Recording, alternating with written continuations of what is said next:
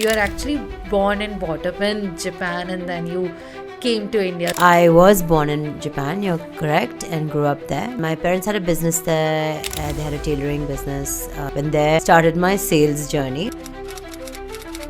So how was the initial few days in India for you? So I was scared when I first came. I'd go to work and hotel. So you adjust to where you are. Sales is not a safe choice, and stereotypically sales look like going door to door, knocking and selling things. My first job was actually going door to door in Tokyo. People will only buy from you if they like you. Sales is considered a dirty word in a lot of places. And now, you are a founder of 3 companies and you are just acing the sales mechanism. We grew India about 5 times. That job in Hong Kong, that's what got my entry into India. And that's what got me to Jaipur now. Hi everyone, welcome back to yet another episode of Vyapar Catalyst. This is going to be our last episode for season 1. And I cannot thank you enough for all your support you have given to us in past few months. Please welcome Vonita Samtani, a global leader, a ace salesperson and a founder of multiple ventures. She has started her career 30 years before and from then to today co-founding multiple ventures. We would love to hear your journey, Vonita. Welcome to Vyapar Catalyst. Hi Vonita, welcome to Vyapar Catalyst. Hi Avni, thank you for having me. How are you? How's the day going? Day is going lovely. It's a nice Saturday morning. I'm here with you. Yes. Thank you so much for sparing some time. We will keep it Hindi and English mix a little so that the audience listening us is understanding. But as per your comfort, you can just go ahead. All right. So today we want to understand like how Vonita is as a person, how you grow up, and you're a amazing saleswoman. So we want to. You're too kind. We also want to highlight some of the perspectives which people think around sales. So we will be breaking down everything in the journey.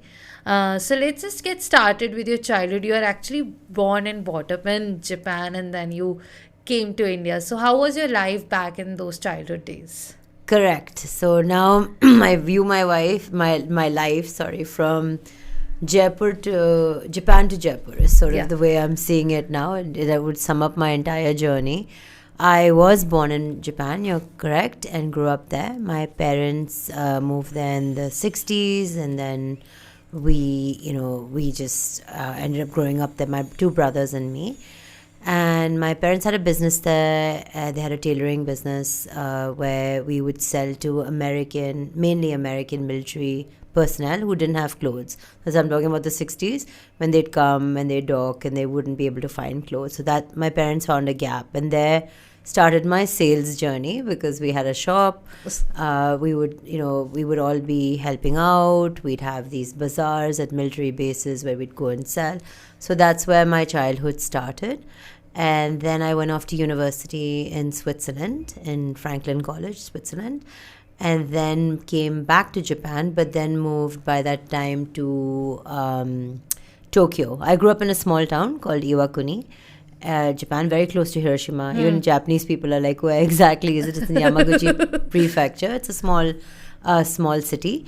And then I ended up having most of my formative career in Tokyo.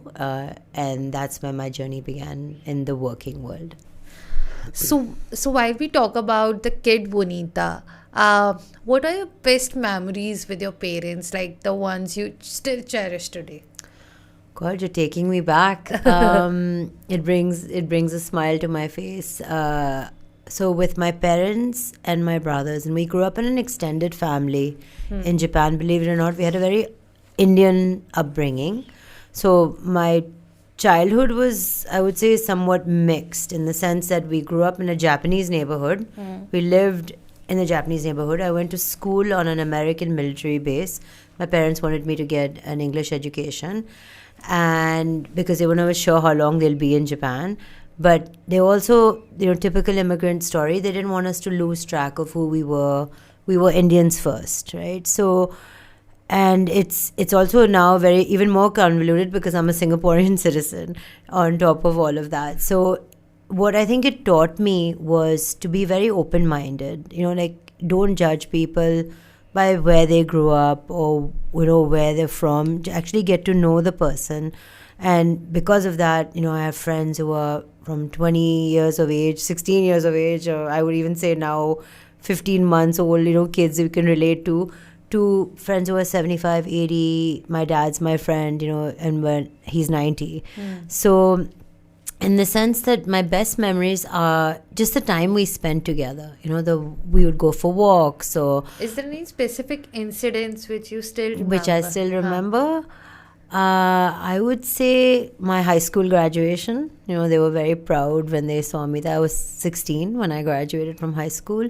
One specific memory is us having these Sunday night dinners, often at a family restaurant.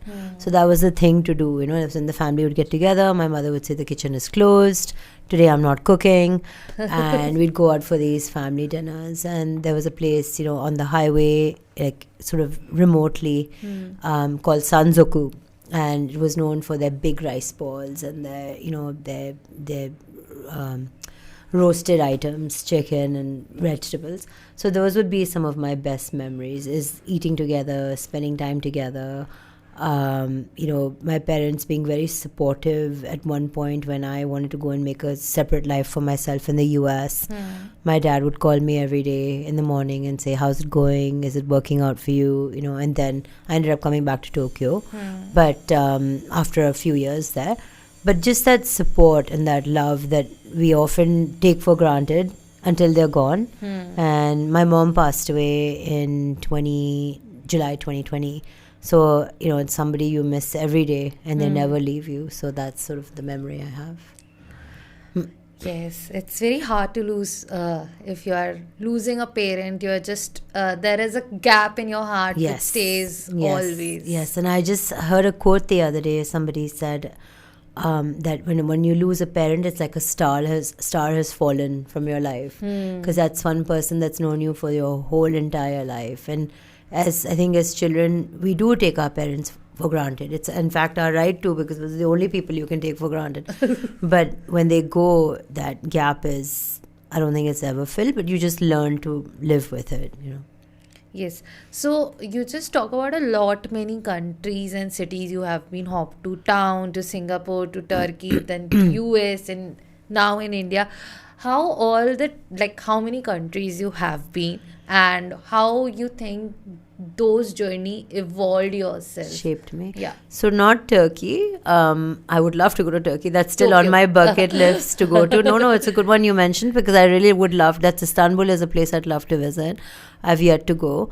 So let me just take you through my journey in my head, because I can't count anymore. So Switzerland. So Japan I grew up in. Switzerland I went to university.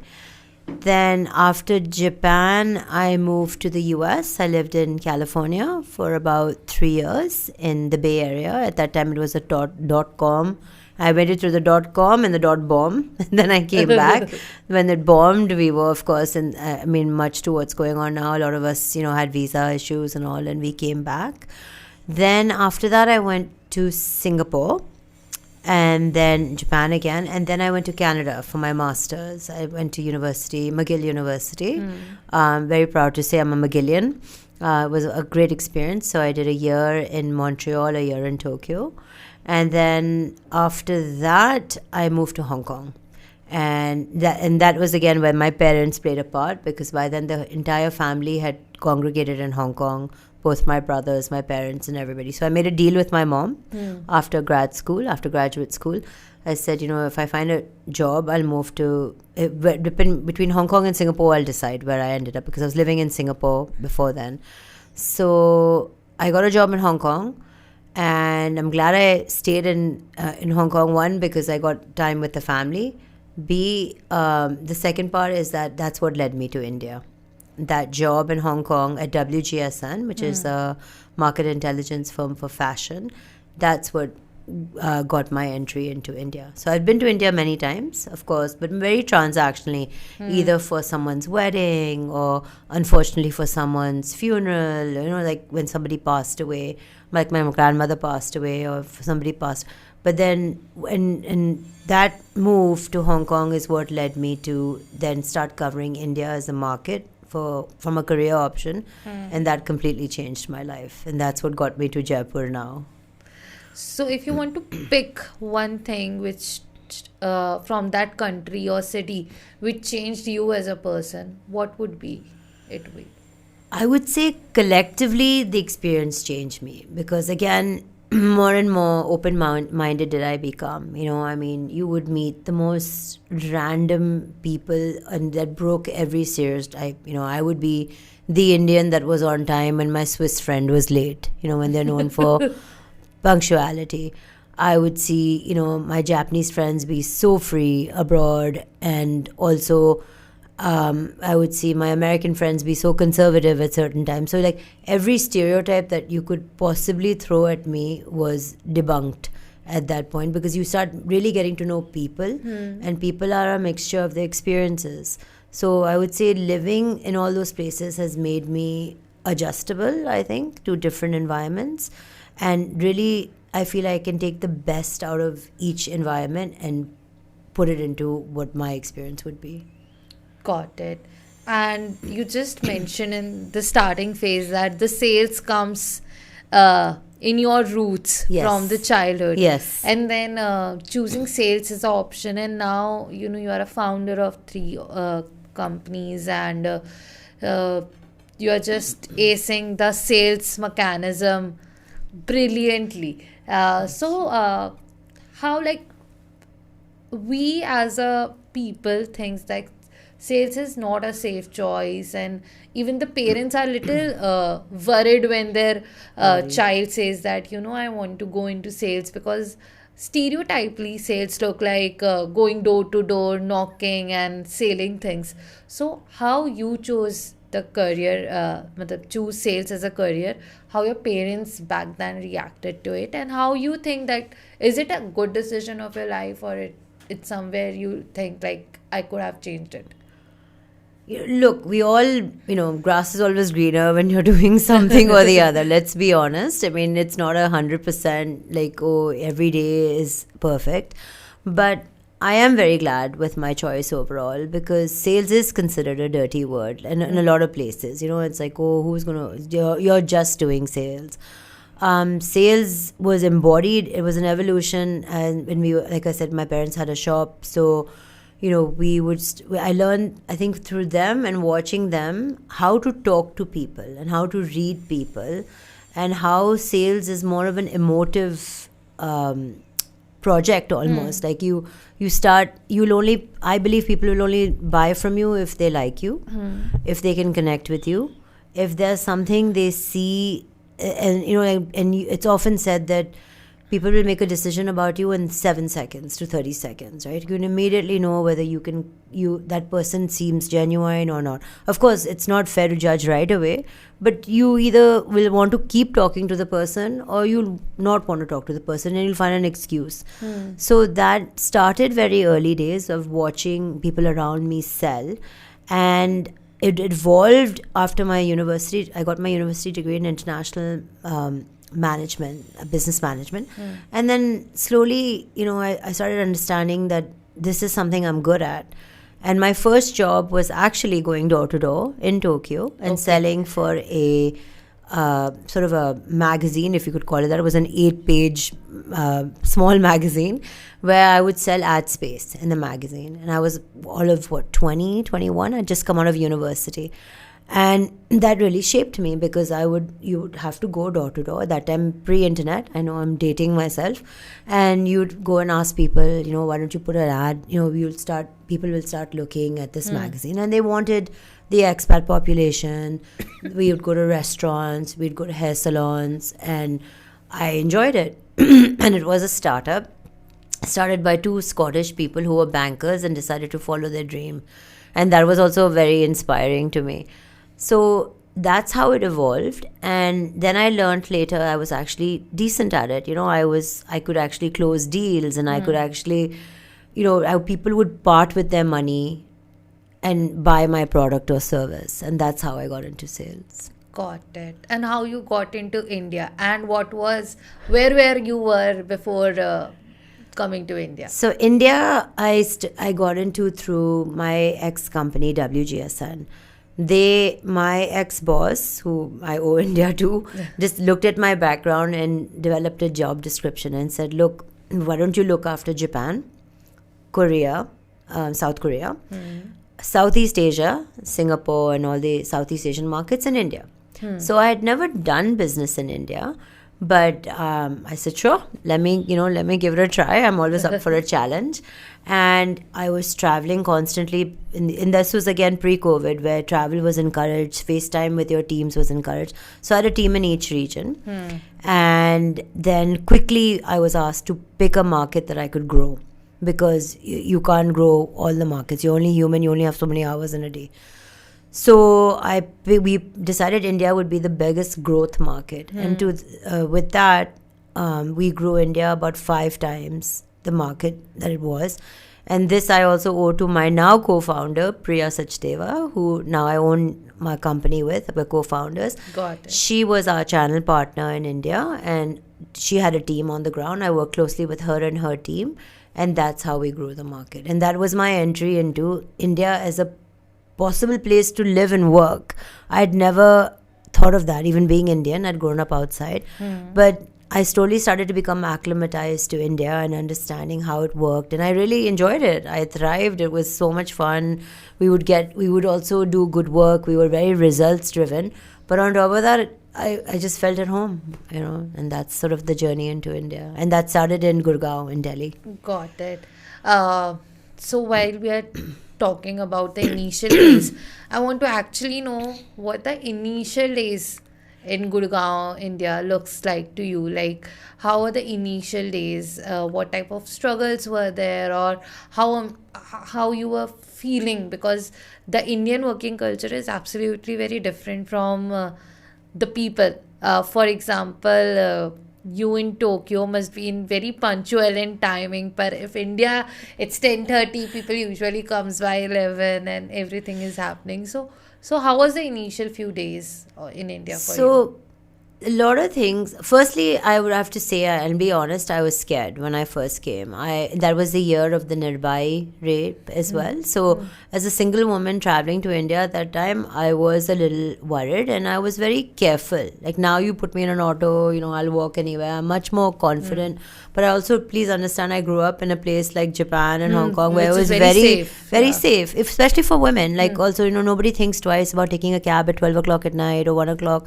In Japan, when I was working in Tokyo, I would work late hours. I would fall asleep in the back of the cab, and the cab driver would say, you're home. That's how safe it was.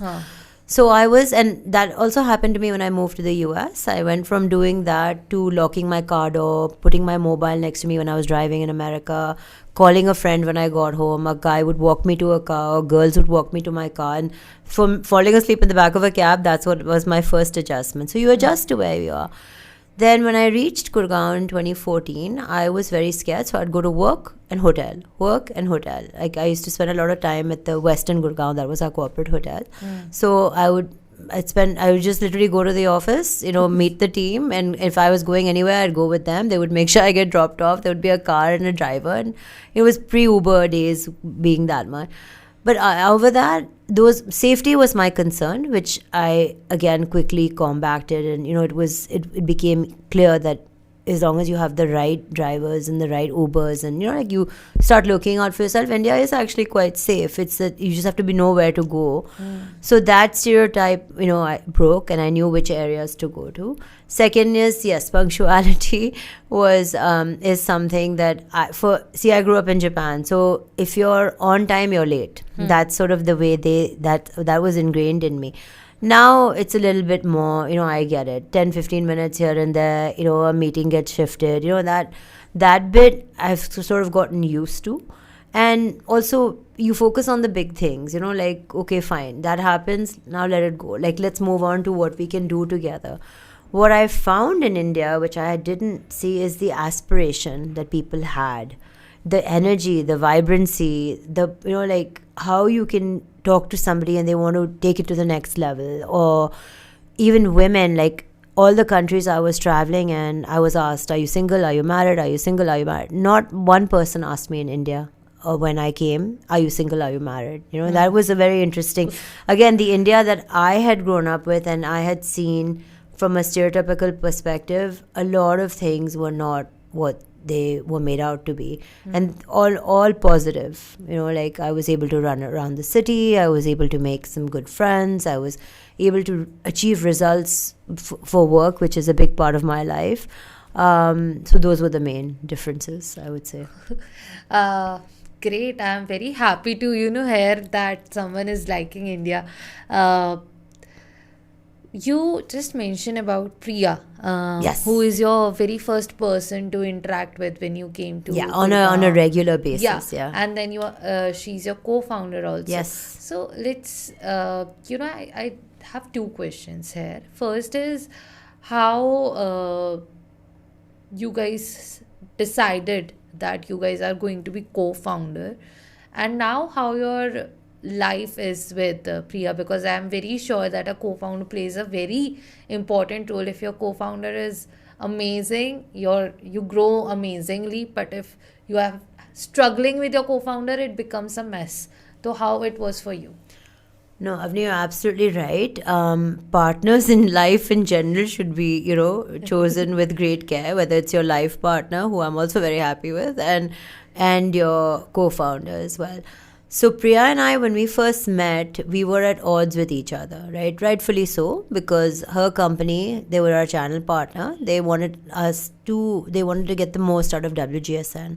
Now, I was a WGSN employee, so obviously my company was also very much like, make sure they deliver to the fullest.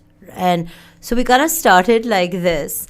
But through it all, where I think was a mutual respect for the work we did. We both, again, results oriented. She's also has some 30 years of experience in sales. So we all knew it was a numbers game, a driven game to get to that result.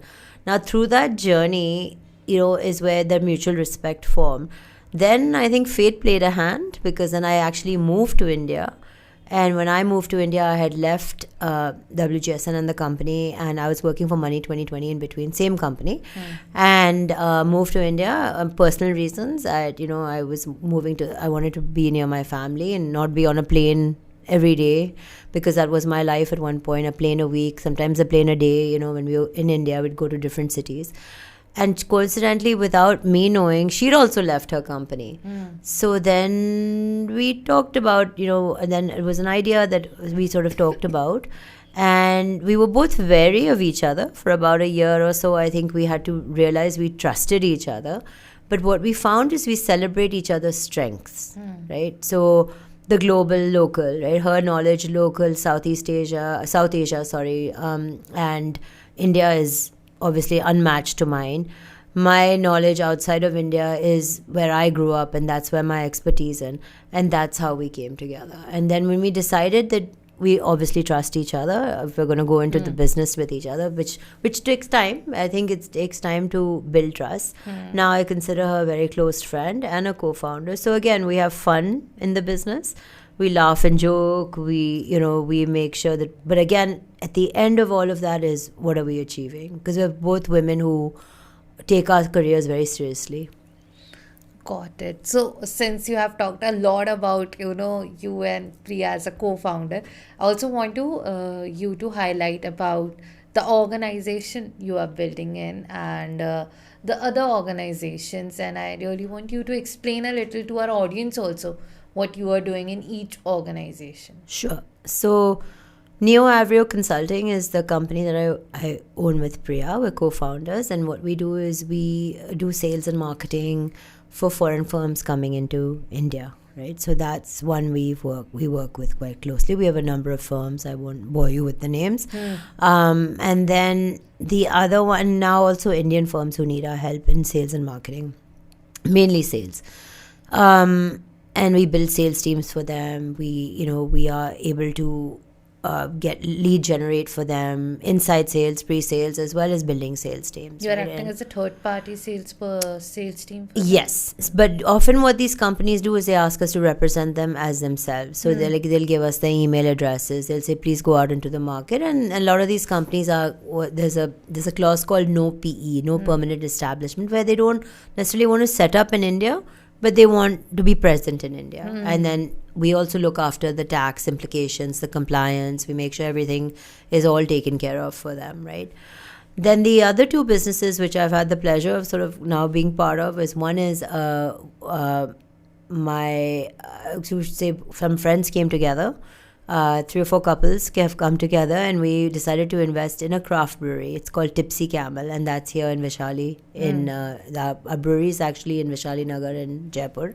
And that was more a labor of love. We decided we wanted to make this work. So that's been a fun.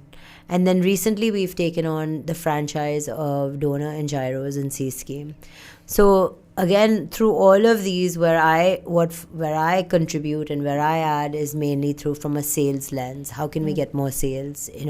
Whether it's a corporate coming into India, whether it's making sure that we have more walk-ins in Doners and Gyros and people can start coming in, or whether it's making sure our beer is recognized and sold all throughout Rajasthan, because right now we can sell anywhere in Rajasthan.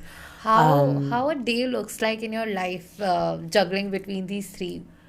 So I would say I know that these three are my overarching responsibilities. So wherever I can focus on whatever is needed at that time, that's how the day looks like. If I need to be on calls for Neo Avrio, I'm there. Like, I try to structure my day around that. In between that, if I need to be at the brewery and if I can help plan an event that will bring sales, I'll work with maybe an influencer on that. Doners and Gyros has become like my office now. Between the brewery and Doners and Gyros, I'm always at my laptop somewhere or the other, getting coffee from different places because I love coffee as well. And so that's sort of my day. These three things make up my work day. So now you're a founder also, and from sales to this founder, from our employee mindset to this founder mindset, how it changed you, and what kind of things you think you were having as an employee mindset versus now you kind of laugh on them that, from a founder's perspective, this is very different. No, I have a good story to tell about that. So, see, as an employee, you have the luxury of just thinking about your role. That is it. You have your KRAs, your KPIs, and that's it. You're not responsible for anything else. As a founder, you're responsible for everything, right? And I love doing it as a co-founder because it's more fun to do it together, right? And all three of these ventures, we have good teams and good investors and good partners. The brewery also, we've got friends, close friends who've come into the brewery with us, and in Doners and Gyros also we've got a good partner who we work with quite closely. So having a team, whether at any level in any organization, whether you're managing up or down, I think is instrumental. So an employee mindset, rightfully so, is you are being paid to do A, B, and C, and that is it, right? As a founder, obviously, you're running an entire organization. So one day, I think Priya and I were packing laddu boxes for Diwali to give to our employees. While we were doing that, we were talking to our client in England, trying to make sure that we close the deal before Diwali. So this is what I mean, like, you do a little bit of everything. And my husband and I also joking about that. As founders, we're doing little admin things that in a big corporate, you would have somebody to help you with, right? And you value those people because that time that you're doing repeatedly for something that was done by somebody else. But when you're starting a company, you have to do these things on your own, whether you're driving, a beer keg to someone's, location so they can have beer, or whether you're making sure that somebody gets their order in Doners and Gyros, or you're on a call at 9 o'clock at night or 10 o'clock at night with your client in the UK and the US, making sure that they're set to come to India to come for their meetings.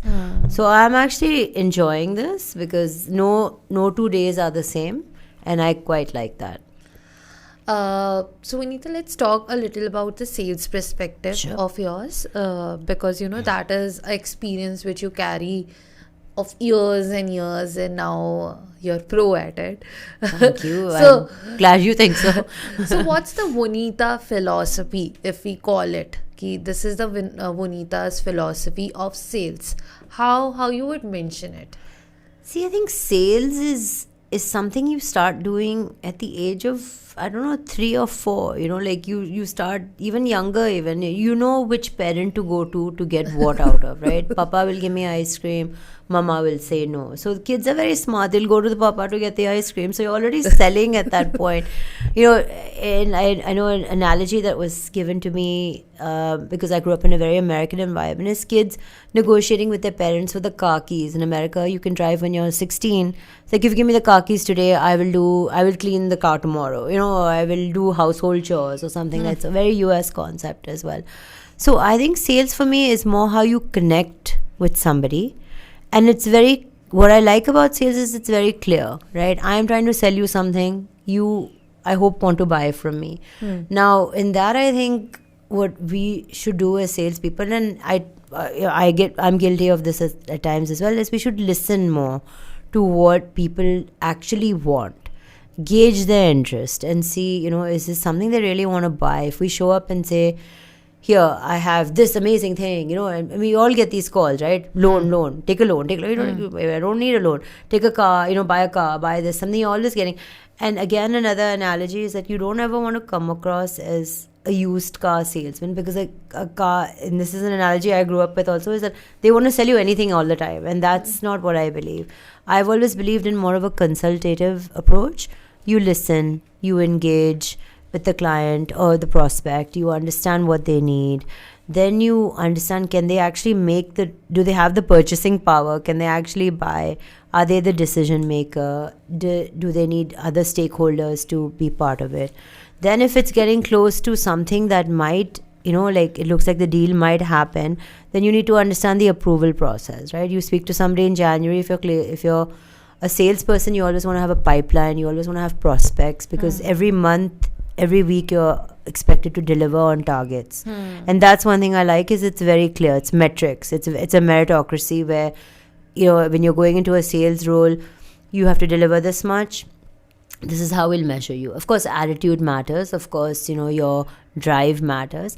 And then finally, what is the client expecting? And I also don't believe that after you close the deal, you leave the client alone. There has to be a process to make sure that what you've sold is actually being delivered. I'd rather under-promise and over-deliver than the other way around. And that relationship comes back to you again and again. And as we know in the business world, I mean, you're very good at this as well, is keeping right relationships and keeping relationships genuinely, not just because you want something from somebody. And that's what I enjoy doing. Like, I love talking to somebody after 10 years and saying, oh my God, let's talk about this. So, and we just had a recent case in Neo Avrio where ex-trainers of ours in my corporate world said, we'll train your current team. And how amazing is that they still care about my well-being, that they wouldn't mind training our current small team in Neo Avrio when they were training us, in big teams and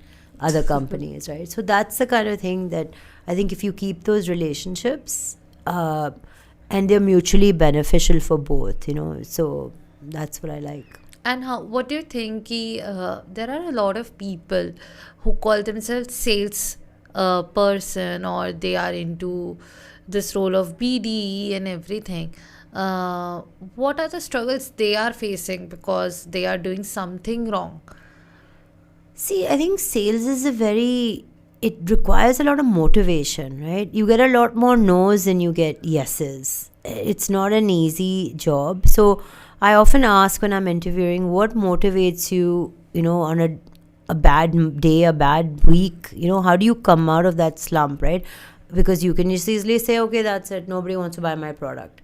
So that part, I think, is on the salesperson to figure out how to sell the product. What are the USP? Why should they buy, Why should they buy a gyro from you? Why should they buy a beer from you? Why should they take our consulting services? It's on you to show the benefits, and understand why they're parting with their money. They're very well, they're within their right to say, I don't want this if it's not going to benefit them. So it's not, good salespeople know that it's not about them. Yes, your eye is on the number, the target or whatever, but you're dealing with humans, right? And that's why I also think that sales can't be taken over by AI, right? They can help you lead generate. AI has become very good at that, and we use a lot of AI tools in our company to do that. But that actual connection with a human needs to happen with human to human, right? And that's, I think, what a good salesperson would be, is that they can read the room, they can understand, they can start to understand even body language. Somebody will take a meeting with you, but do they really have an intent to buy from you? And then you have to also maintain your pipeline. If you don't, it's an everyday process. You have to call so many people. It's a numbers game at the end of the day. You call this many people, you'll get this many leads, you get this many meetings.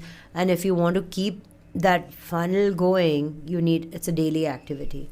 So I often tell our team that you have to do that work. You have to do that boring work. It is boring, frankly, very boring. But you have to do that boring work in order to get to that end result. And it's no different than anything else in life. I'm sure my marketing friends would agree that they have to keep bringing leads. I'm sure my finance friends would agree that they have to churn out invoices. They have to make sure the team's sending out invoices, or they have to do these numbers. They have to be lost in the numbers to understand the P&L. So, but that rigor needs to be there in order to be a successful salesperson. Okay. All right, Vonita. So if you want to, sum up everything, what is that 5-6 step process which ideally should be followed while pitching to any person about your product? Listen more, talk less, gauge interest, find out who the decision makers are. Are you talking to the right person? And find out if they have any other stakeholders. Understand the approval process, and maintain a relationship. Like, keep the relationship going even after the sale has closed. Can you please elaborate it a little? Which part? Everything. Like, what each steps look like? So when you're speaking to someone, even if it's a cold call and you're starting a conversation with them, ask some leading questions, right? When you ask those leading questions, really listen. Don't just listen to answer. Actually listen and say, what are they saying? Take notes. Take copious notes. People, for some reason, don't like to write things down. I've seen a lot. I don't understand that concept. And it's not an offense on your memory, right? I mean, we're so stimulated by so many things. So write what these points are that people want, because you'll need to go back to them, and often you're discussing with your team, people will have ideas, right? And then understand if they're really interested. Are you just doing the call to tick a number? Like, you have to do 20 calls a day. Are you just doing it for that? Or is this person really going to yield a result?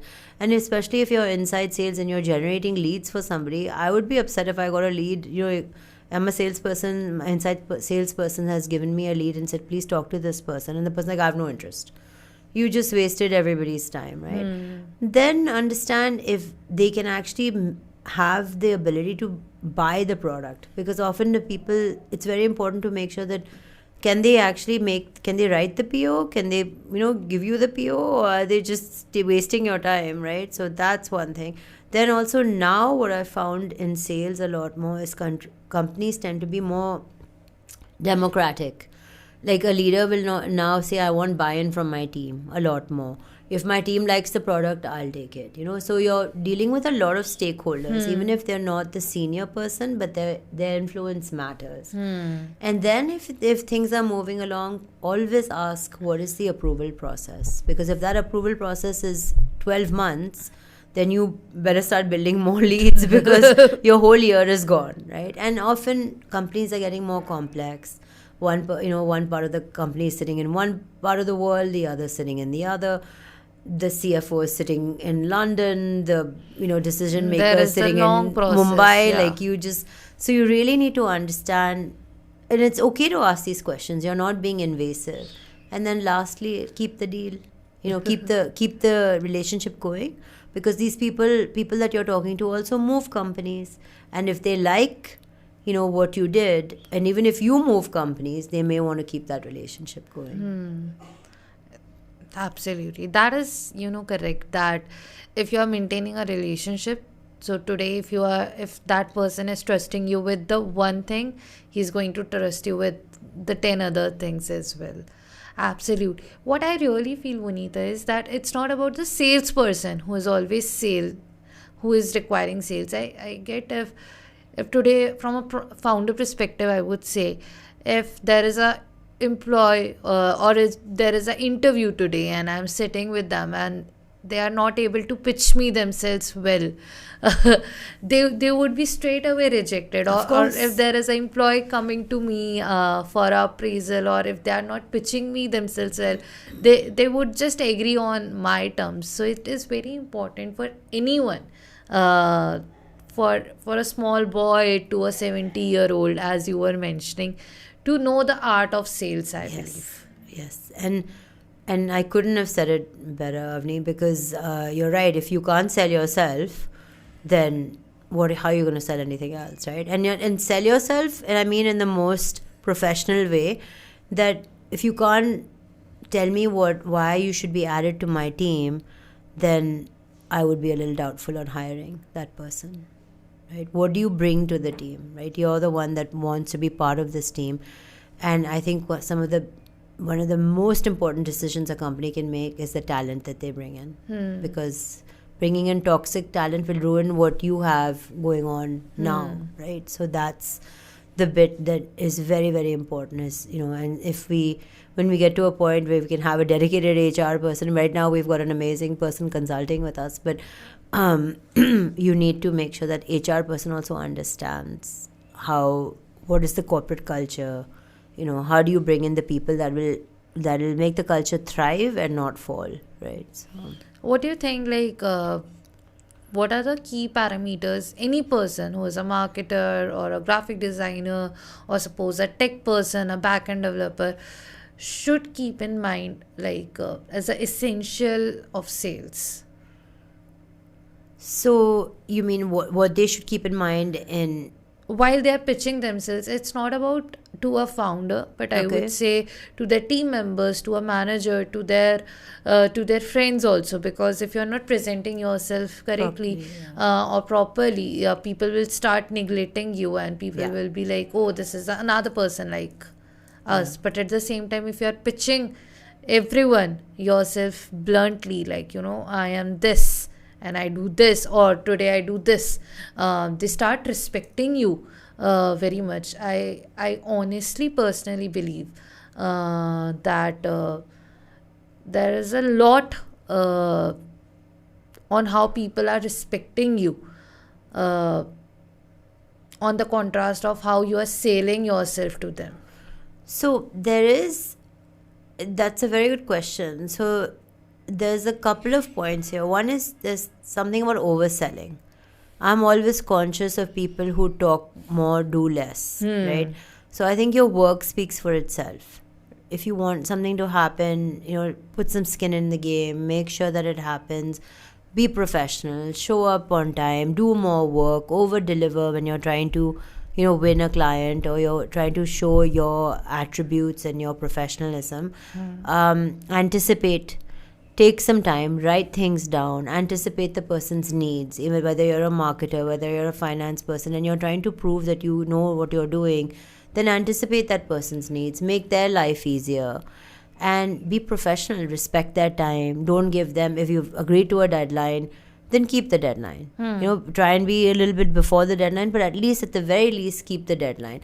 Because it's a domino effect, right? If they're depending on you, then if you're part of a team, it affects everybody's output at that point. So I would say from sales that's how you'll sell yourself.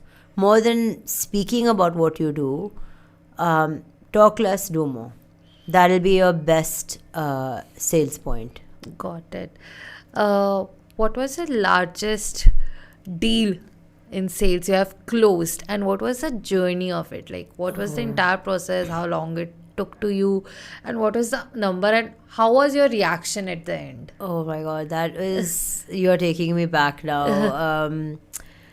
I still remember it like it was yesterday. I was working for MTV in Japan, MTV Japan, and I was working in what they called IMP, the International Marketing Partnerships Division. So I was brought in to try and get money that Japanese companies had in Japan to spend it outside of Japan. Got it. So the biggest deal I did, the value I still remember exactly, was 1.26 million US dollars.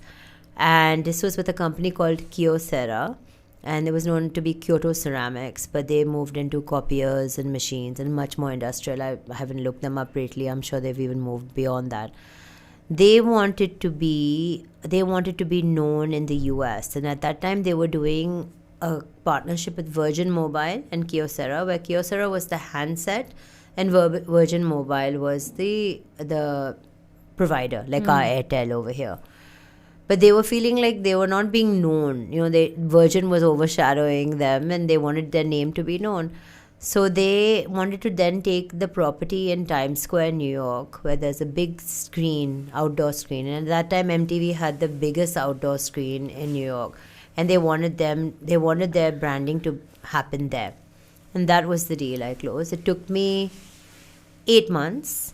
Started with a cold call because MTV Brazil was talking to them a colleague in Brazil had told me that we're talking to them. Why don't you try them? So I called them, pretending not to speak Japanese, because I do speak Japanese after going there. And then I knew if I spoke Japanese, they wouldn't put me through to the right person. So I spoke in pure English. And then they got very hassled with me because they didn't know what to do. And then finally they got me in touch with one person. And then I would go from Tokyo to Kyoto, which is about a 3-hour journey on the train regularly, to go and meet my point of contact there. And we were going back and forth. And he said, look, I think this works. I think I might want to do this. And this is the thing I love about Japanese people, is once they trust you, they trust you. So then he said, fine, I'm putting you in the mix with my people in America and your people in America and us in Japan. Get it done. I just want to see the final document. And once it's ready for sign off, I'll sign off. And he was copied on all the mails, but he was not worried about, he was just like, I just need to see the end. I don't want to be involved in the back and forth. Just keep me copied. So, and in Japan, what they have is they have a ringi process, which is like 5 signatures. You need 5 signatures to sign off on a deal when it reaches a certain amount. Got it. So, February, I remember, it was 8 months. I was sick at home. I had caught influenza. My mother was visiting. So, we were both locked in quarantine, that version of quarantine. And my poor brother was putting groceries outside our house and all. And that's when the deal was signed.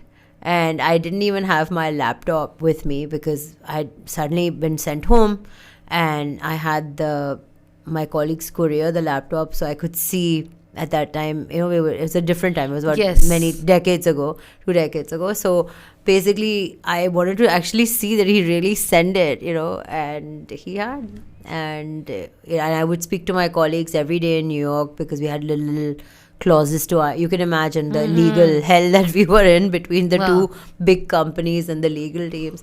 And I remember my colleague made a point. He said, I speak to you more than I speak to my wife, because every day, because of the time difference between New York and Tokyo, every day we had to speak, and it would be my night, his morning, or his morning, my night, every day.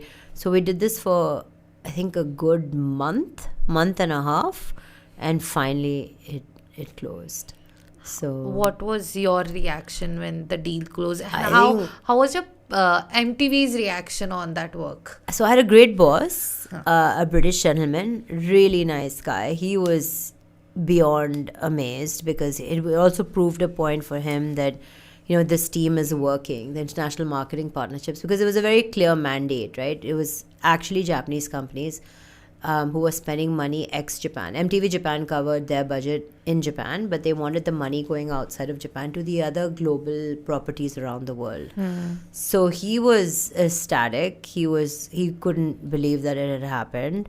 And I was just on a high for the longest time because we had a lot of pushback internally from the Japanese team at times as well, saying, why are you doing this? Let the money stay in Japan. And also that was there also.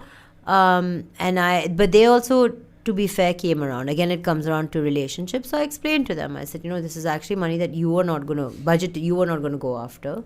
This was budget that's lying on the table. Let's take it. Let's see if they want it to be spent properly.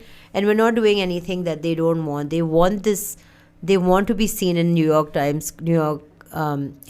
Times Square. So why can't we give? So they also came around. And there was one cultural aspect I'd like to bring out in this is I knew we needed help at the very senior level, at the chairman level, because these are people who are 70, 80-year-old Japanese men who, when they looked at me as a foreign woman, didn't see a salesperson. They were not sure. There is a little bit of that in that country. So I asked our chairman, who's a Japanese gentleman, to come with me to the meeting and or to at least speak to my counterpart. And my counterpart, who's a Japanese gentleman, my point of contact, I should say, he surprised me. He said, no, if I'm doing this deal, I will do it with you and only you. And this is what I mean about stereotypes, right? Where you think, okay, this is how we're going to behave. Chalo, let's just get the deal done. We want it, if I need to send a representative to show that I'm legitimate in the company, let me do that. And then he said, he's shocked me. And he said, no, I will not do it that way. You have been working with me on this from day one. And it will only be done with you. And you know how we celebrated? We went to their corporate canteen and had lunch, which was like, a 300 rupee lunch or something. It was very cute. I told him, let me take you out. He said, no, we don't want to do any of that. So I bought him lunch in his own corporate cafeteria as a celebration for this $1.26 million deal. Ordinarily, you would at least give someone a nice dinner, but he wasn't having any of that. I was expecting a party or something happening. No, he was very by the book. He said, no, the most I can give you is I have lunch from 12 to 1. Come, let's have lunch there. I'm not leaving the building or anything, which was, again, very humbling in some ways, because for him it was just a day in the office. For me, it made my career at MTV, right? So two different perspectives. Very different perspectives. So now when you are a founder, Vonita, I'm sure you must be hiring a lot of sales team with you on different ventures. What do you think the founders who are listening to us, how to hire a perfect sales team? Like, what are the qualities as a founder we should have a checklist on that? Because there are a lot of times when we hire wrong people, they don't deliver much, but they take tons of salaries from us. Salaries and time. It's an opportunity cost, right? You train them and see, there's no perfect answer to this. One piece of advice I was given, and Priya and I really follow this, is we're trying to follow it more and more because it takes time out of your day, right? Is to keep a pipeline of people going, constantly keep hiring. Constantly keep talking to people, because you never know when the timings match.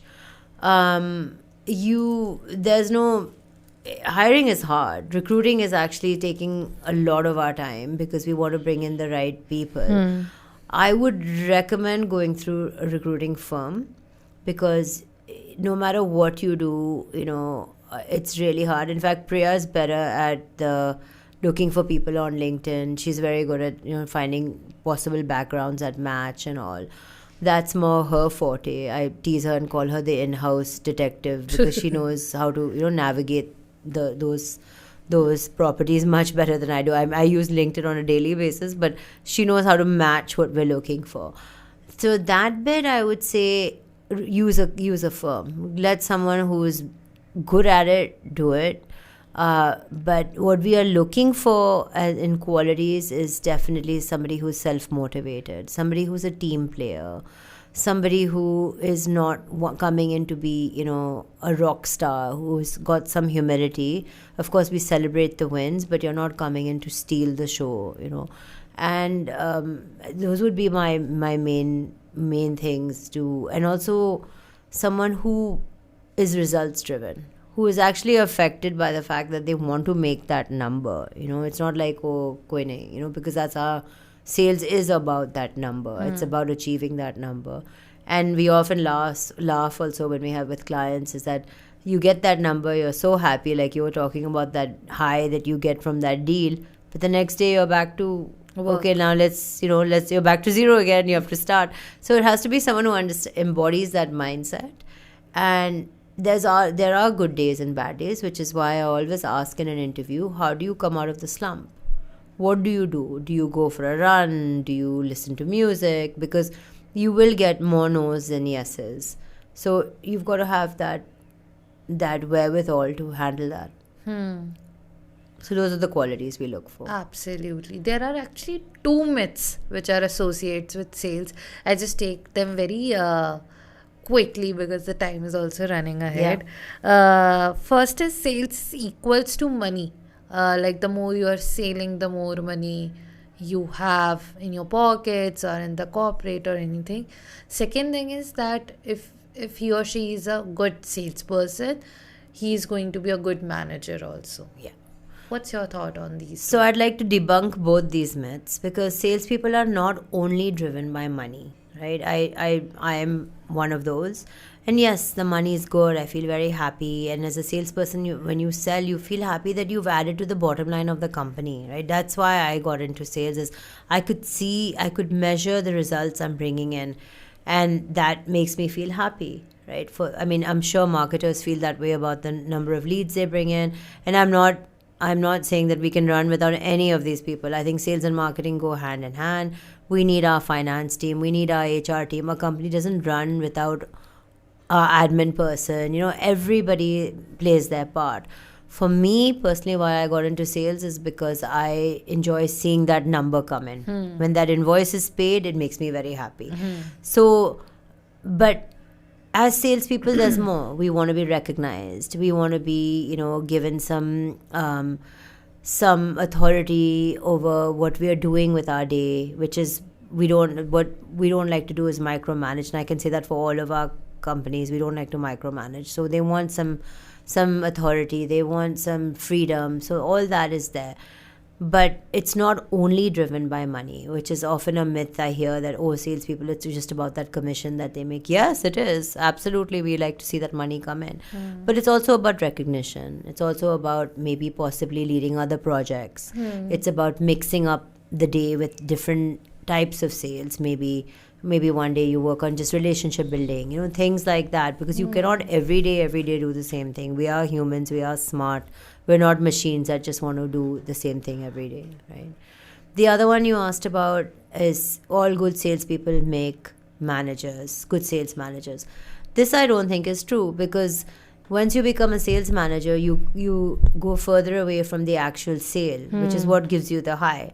So that happened to me when I started running sales teams, is that I didn't get to do the sale as much, right? And so, but I enjoyed the role because I was happy for my team to shine.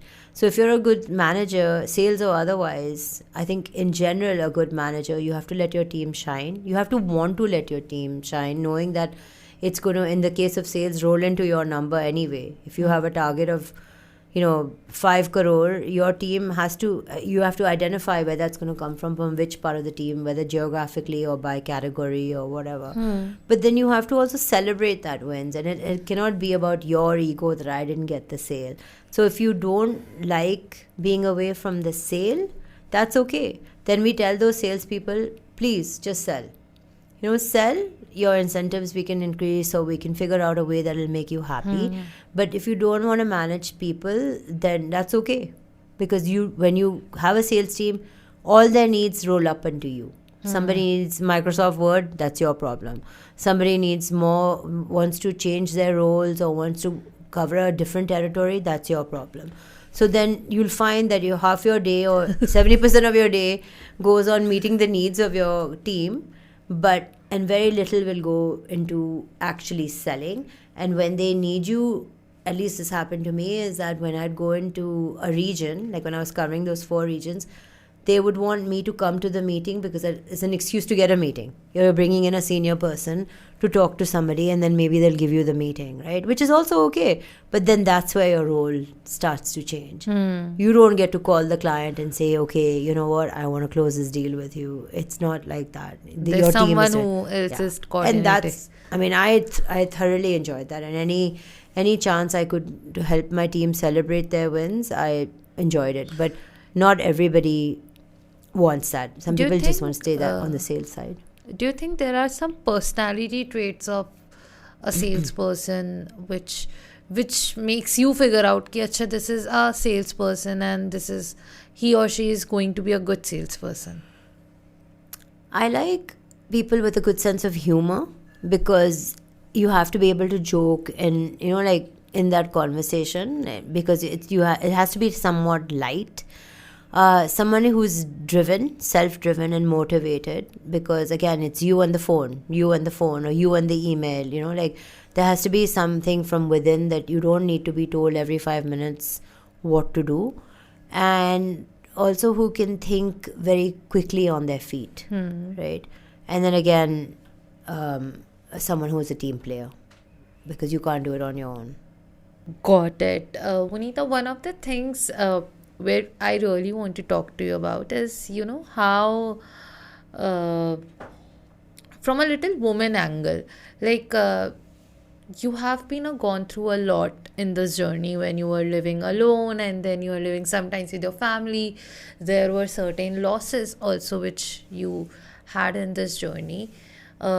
People nowadays, what I have seen in a different perspective of entrepreneurship is that they call struggle to the things which are not even struggles. For example, if there is no household, or if there is, you know, I'm sure that could be a struggle. I'm no one to point it out. But I have myself seen women who are fighting and who have the real struggles.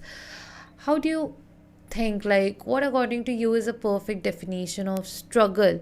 And do you really think that as a woman we should categorize that struggle word for ourselves? See, a struggle is very personal, right? I mean, there's so many things people struggle with now. They struggle with mental health, they struggle with managing lives and managing their families. And also, you're right, none of us can call out what a struggle is. It's a very personal what a struggle is. My request to those people and to me is, and to myself, is whatever the struggle I'm facing, let's try and break it down to unstruggle, if that's a word, like to make the struggle easier, right? And that's where I think if we can just empower even our kids and our friends, and sometimes the struggle is you're having a bad day and I need to go out with my friend and have a glass of wine. Or I don't drink wine, sorry, a glass of beer or whiskey or whatever.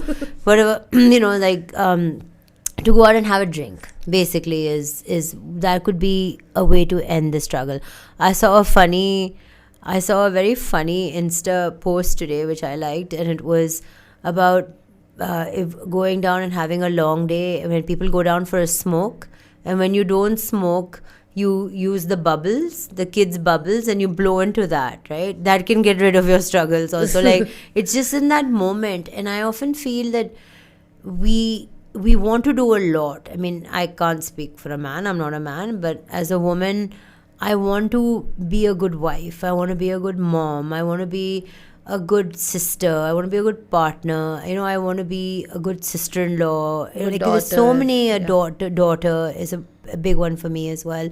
My dad doesn't live in the country, so I try and go and see him as often as I can. So you are constantly running, right?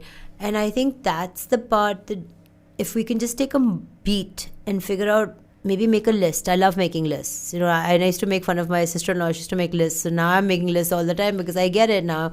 My life has become bigger with the girls and with my 2 daughters and my husband. And both my husband and I both love to work, but we also want to be good parents. We want to be there for the kids, but we also want to raise these confident women. We have 2 daughters, and we want to raise them as confident women who can look after themselves. So you're constantly, I think as a woman, I notice, we think all the time. We're always worried. Like we'll be sitting in a meeting and thinking, did I call my dad? But men, I think, and maybe I'm stereotyping here, I'm again no man to judge, but I feel like they have a better way to compartmentalize what they're doing. If they're working, they're working.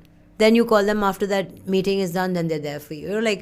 But that's the part I think we're always struggling with. So what I'm trying to follow, and may not work for everybody, is if I'm feeling a bit challenged or a bit stressed, I'm no brain surgeon. Nothing needs to be done right away, right? 5 minutes later, if I return a call, it's going to be okay. Again, I respect the doctors who need to be on standby all the time. We have lots of doctors in our family. But that struggle can be broken down to be less of a challenge, or at least we can address parts of it. Now, if somebody's having, if somebody's feeling like they're very anxious, then please get that help from a therapist or a coach or, whatever. Because again, I believe in that very strongly as well. That therapy is something, it's not such a big deal. It's like going to the dentist.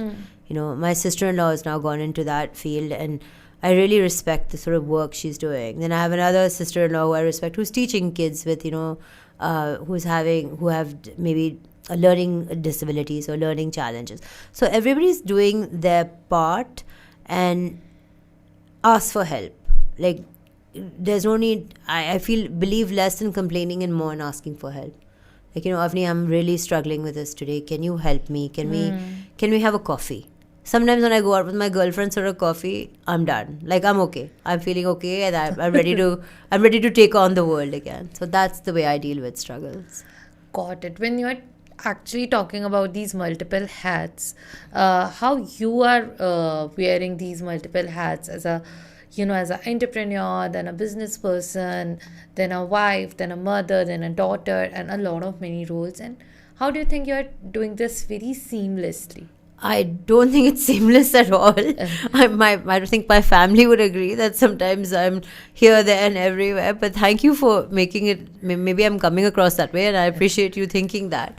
But it's a day, one day at a time, right? And I have to say, I have an amazing husband and partner who's made the journey even more fun, and it's easier to do it with him. And that's one thing I would say is that, be careful who you choose as your partner, especially your life partner, because that's a very big decision that will affect your career and your goals and your life and your thinking in general. So he's always there to prop me up. And if I'm having a bad day or something, or if I'm trying to figure out even at work, because he's, I think the reason also that we get along is he's an academic. He's a professor, but he also has businesses, and he understands like the business acumen. So I can often tell him, this is what I'm struggling with, or this is what I'm dealing with. How can we make this work? So have a good sounding board. So I would say surround yourself with great girlfriends, have a decent partner, and girlfriends are key for me as well. It's not just having... I'm just going to ask that question from you. Sorry. No, you can just tell. I just want to, how important the girlfriends are, because there are a lot of times when we do not appreciate the women who are around us, but even we can say emotionally or mentally, they play a very vital role. Very. That sisterhood is something which we really need. Very, and it should never be taken for granted. And it gets harder as we get older. And again, I was listening to, I think, a podcast that said, now girlfriends, the way we start making girlfriends as we get older, especially, is proximity. How close is that person living near you so you can see them quite often. Same values, same way of thinking, and same interests, right? Those are the 3 things that come together. I have girlfriends that I've known since, in fact, one is coming to visit next week. You might meet her. I've known her since 1990. So that would put us at what, 36 years? Yeah, went to university together. She's coming to visit, and we've gone through a lot, and so I love keeping in touch with my girlfriends, and they're all over the world because I've lived in different places. So one thing I've done in every city I've moved in is look for girlfriends, and it takes time. You have to sift through the flower. Not everybody you meet is going to be a close friend. You only need one or two. You can have acquaintances, you can have friends, and I think if you're equipped with one or two, you're golden. And in my girlfriends range from the age of 25, 6 onwards all the way up to 75, and I think you can learn a lot from many, many different, and there's a new term going around, right? Reverse mentoring, where you can learn from people who are younger than you. So I believe you're a student for life, and that's very important. And that's something I've hopefully imparted to my girls as well. I have 2 daughters, and that's something I always tell them. Sisterhood is important, and it's not just about getting married. And and I grew up with that. I mean, I grew up in a very traditional household where it was like, when are you going to get married? We have to find you somebody. And I think, yes, you should find somebody to spend your life with if you want to. If you don't, I have girlfriends who don't have husbands and are very, very happy single, and I applaud their choices. So I was like, good for you. You're happy. What difference does it make? And maybe you want somebody, maybe you don't. So, what are the 2 things which you think the Vonita will tell to the kid Vonita, that these are the 2 advices if you would have done this, the life would have been easier? Oh God, the first one is, don't care what people think. I really wish I knew that at the age of 13, because even our teens are dealing with this, and even now sometimes less and less I catch myself say, oh, what would that person think, and I try to just let it go. And that again, I have to credit also my husband. Thinks the same way, and he says we are what we are. Often he's like, they don't like, so that I wish I knew. Now even I'm more like that, but I wish I had been that way when I was much younger. Maybe teens is too early to impart that, but at least in my 20s, I wish I hadn't spent so much of my 20s worried about what people think, right? I think I would have had a very different life. The second thing is just always be kind to people, which, I think I've embodied most of my life. Look after yourself. I always tell my girls also, be kind, but don't be a doormat. Don't be taken advantage of, but kindness will always lead the way, right? So stand up for yourself.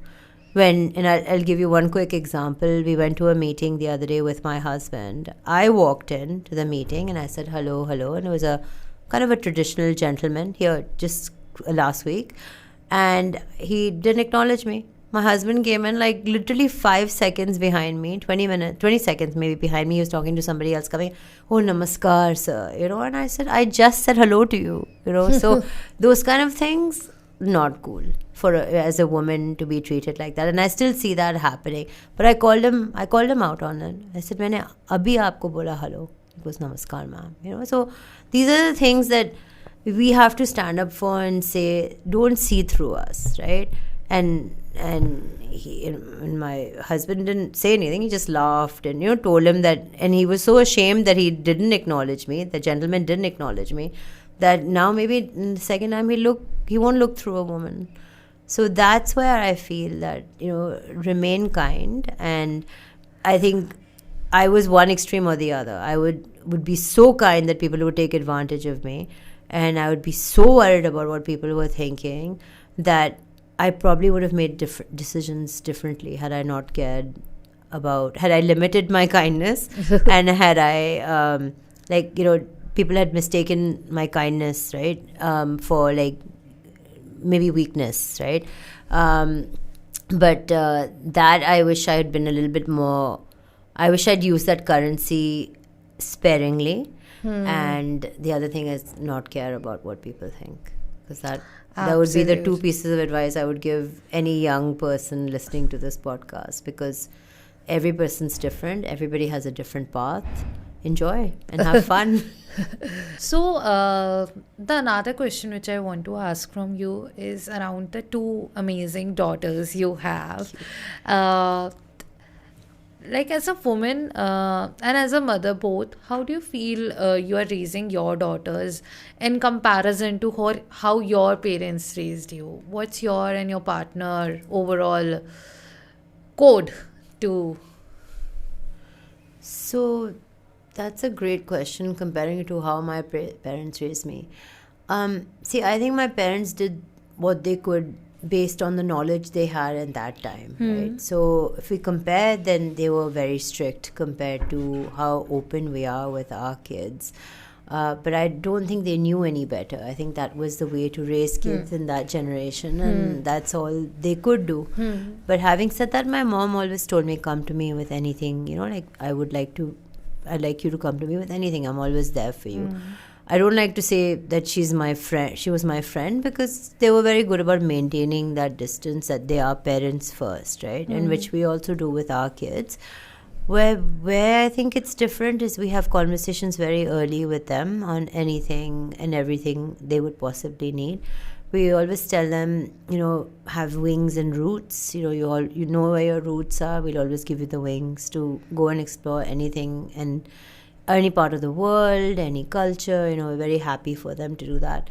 We like to keep all conversations, anything from, and literally underline anything from health to boyfriends or partners or girlfriends or whatever, anything that they want to talk about, they should be able to speak to us about.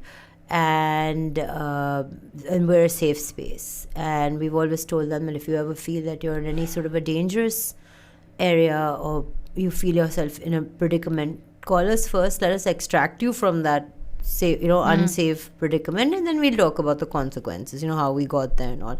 The main thing is your safety. So I believe I think they're amazing, but I'm also very biased in the sense that they have a good sense of humor. We always tell them nothing is too, again, same. I also believe that your company and whatever businesses you have is also a reflection of your own personality. So same values, nothing is so serious. We can get through it. Any advice you need, we're here for you. Anything you want to run by us, we're here from you. Of course, we understand that they want to also now be independent. We've raised them to be independent, confident, hopefully kind, strong women. So we have to also give them that freedom to make that decisions. And sometimes as a parent, I struggle with a lot because I want to protect them. I want to make sure that they are looked after. But I have to stop myself. And this is where, again, having partners who think like you, like having a husband who thinks like you, we have to say, let them go. And as long as they're not in any physical danger, let them go and make their mistakes, let them, because we did it, right? How did we learn? If we were kept in some glass cage, even we wouldn't have grown.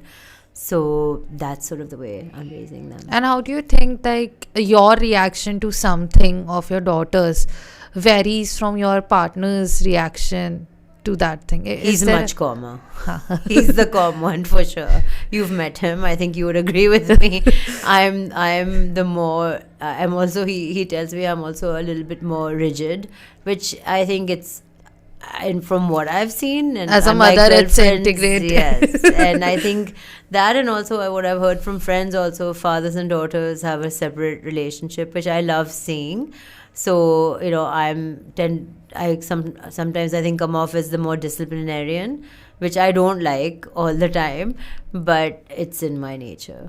And what I hope, if they're ever listening to this, is they know it comes from a place of love and a good place. But I have seen you are more they call you more, and they are more into ki I have to tell this to mama. They've done both. They do both. They also they also know which parent they want to talk to at what time, which I respect because there's no ego as long as they get what they need. And if they can't get papa, then they'll call me, that's okay. Sometimes if they can't get me, they'll call him, or they'll ask him, is mama busy? He'll say, no, call her because we're not with each other 24 hours a day. So now we've come to that sort of understanding that either one of us are available at any time, and whoever you instinctively want to pick up the phone and call, you're free to call. That there's no competition there. I tease them sometimes. I was like, how come Papa got 2 calls, I got 1, ha ha ha. Like we make a joke out of it, but it's all in jest. The main thing is they have a clear channel to us at any time. They always have a home. I always tell them, you always have a safe space, but please go and make your own life. Not that we don't want you to ever come back to us, but you should be able to. That's the biggest gift I think my parents gave me, is they kind of just said, go out and make your own life. And I have to, let me correct that. They didn't say go out and make your own life. I fought with them to make my own life, but now they respect that, right? So my mother, though, did play a good part in that, and said when I went off to university, I have to bring that memory in, that most of the family was against me going. She and a sibling of mine said, definitely you need to go and you need to stand on your own 2 feet, right? So I had 2 siblings. One was more paternal. He was more with my parents' sort of generation, and one was more like a brother type. So but I'm grateful for both of them, because from both of them I feel I have amalgamated into what I've gotten the best of both of them, I feel. Absolutely. So, Vonita, before we end, I also wanted, to share, like, I have seen you being a fun person, but be a punctual person, be a disciplined person, yet you are enjoying in nights. And you have this amazing, values, which have made you amazing and a stronger and a confident person.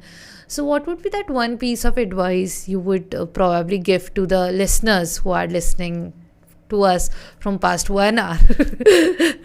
Hopefully the visitors are still listening to us from the past 1 hour. My husband says it best. He says, one of the main reasons I sort of fell in love with you is because you're full of contradictions, right? You want to be kind, but you stand up for yourself. You're professional, but then, sometimes you're just like, you just let go, right? So exactly what you've said, you've studied it well. You've studied me well. My only 2 pieces of advice would be, again, like what I said earlier, be unapologetically yourself. And that's not always easy to do, but try to, do that.